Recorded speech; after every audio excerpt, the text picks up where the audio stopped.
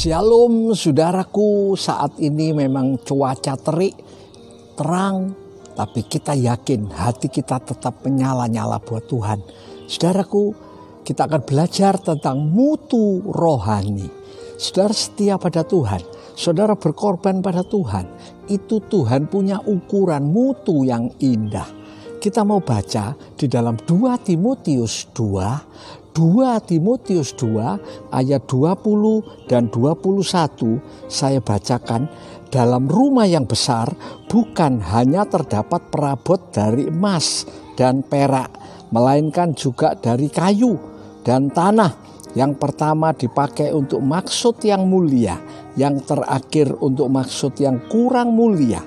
Jika seorang menyucikan dirinya dari hal-hal yang jahat, ia akan menjadi perabot rumah untuk maksud yang mulia. Ia dikuduskan, dipandang layak untuk dipakai tuannya, dan disediakan untuk setiap pekerjaan yang mulia. Amin.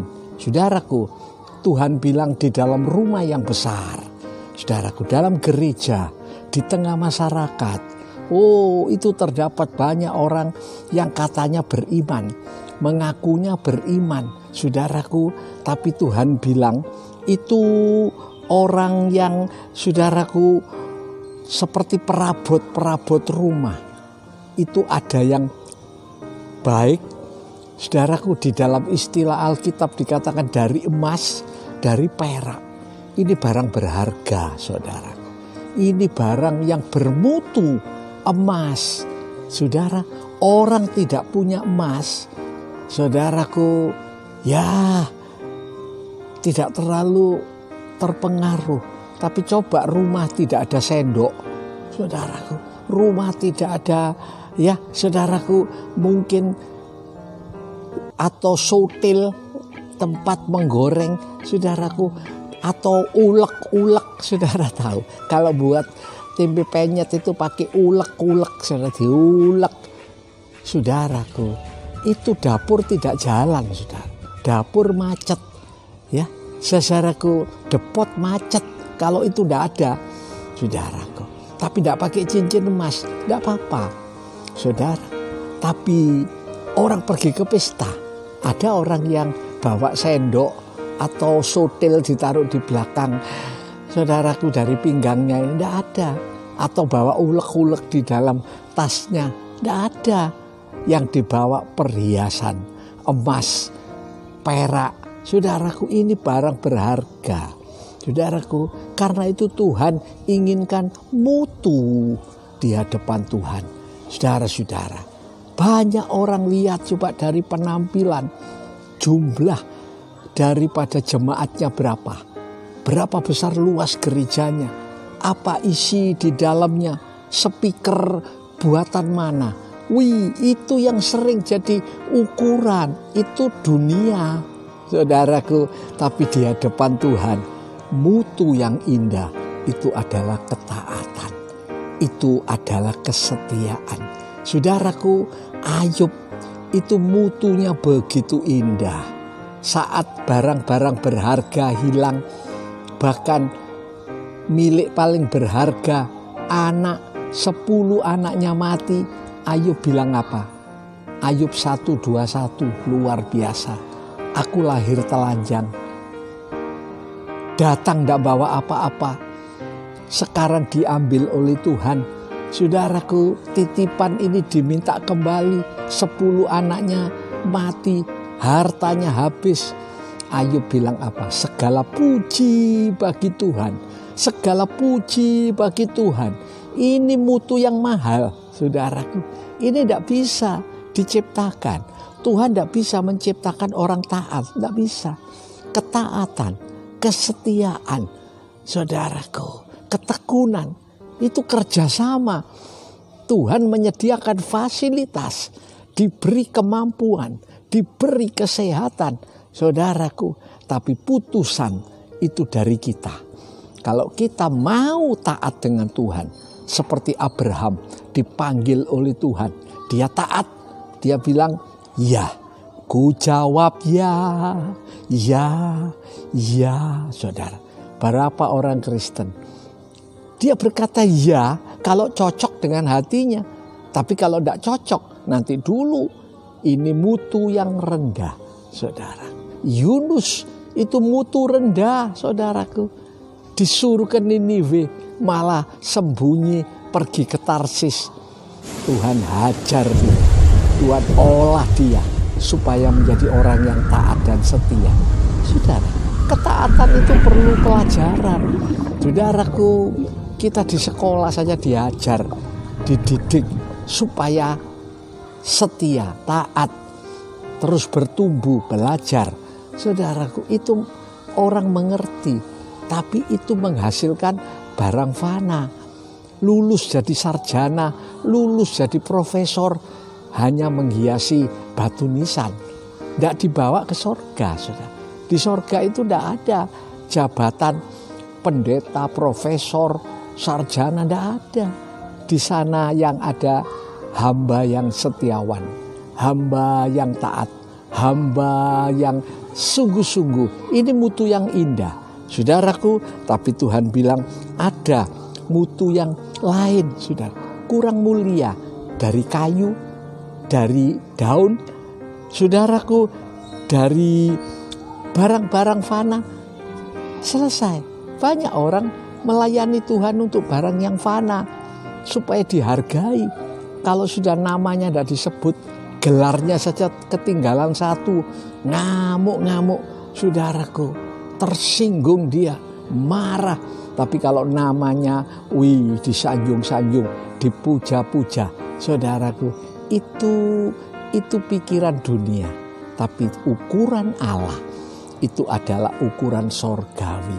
Saudara, Tuhan Yesus berhasil sukses, saudaraku, menjadikan 5 roti 2 ikan dimakan orang kira-kira 20.000, 5.000 laki-laki saja. Di mana kita bisa beli makanan supaya semua bisa makan? Ia mengatakannya untuk menguji Filipus.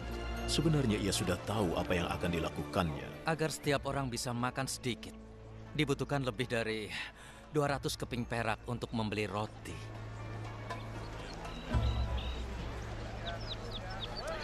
Murid Yesus yang lain, Andreas, saudara Simon Petrus, berkata, "Di sini ada seorang anak laki-laki yang mempunyai 5 roti dan 2 ikan. Tapi tentunya tidak cukup untuk orang sebanyak ini." Suruh orang-orang itu duduk. Di tempat itu ada banyak rumput. Jadi orang-orang itu duduk di rumput. Kira-kira ada 5.000 orang.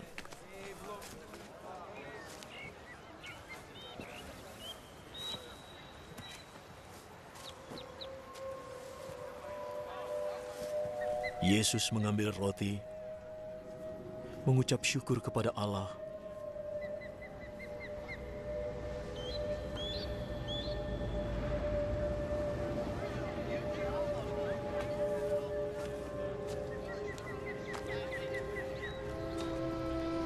lalu membagikannya kepada mereka yang duduk di situ.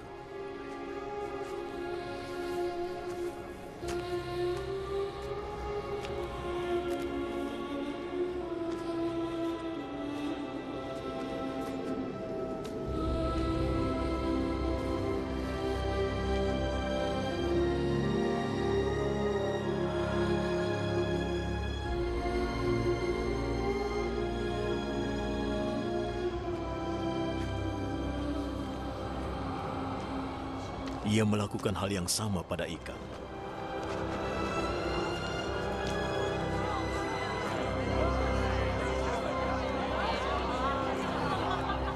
Lalu mereka semua makan dengan sepuas-puasnya.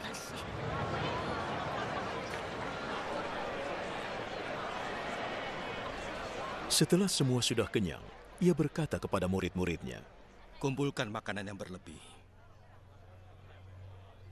Jangan ada yang terbuang."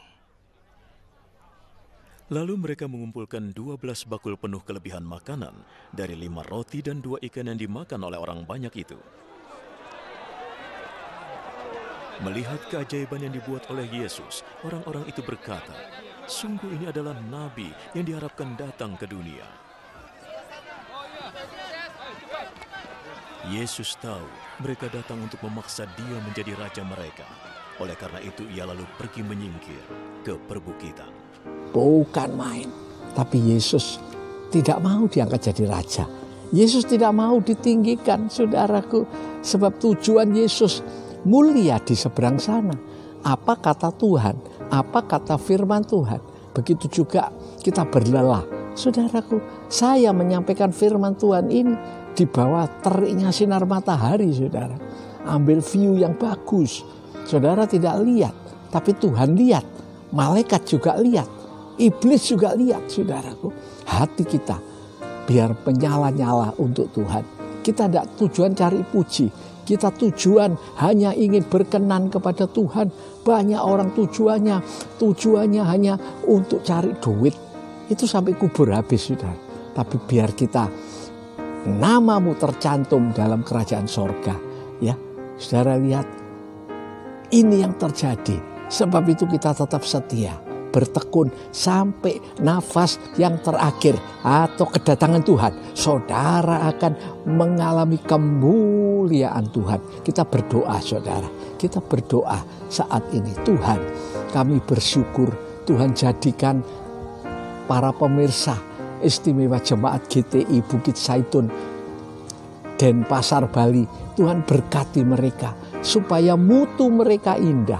Mereka ibadah karena Tuhan, mereka berkorban karena Tuhan, mereka berdoa karena Tuhan. Berkati Bapa, berkati supaya motivasi kita dicocokkan dengan firman Tuhan. Berkati, kami serahkan dalam tangan.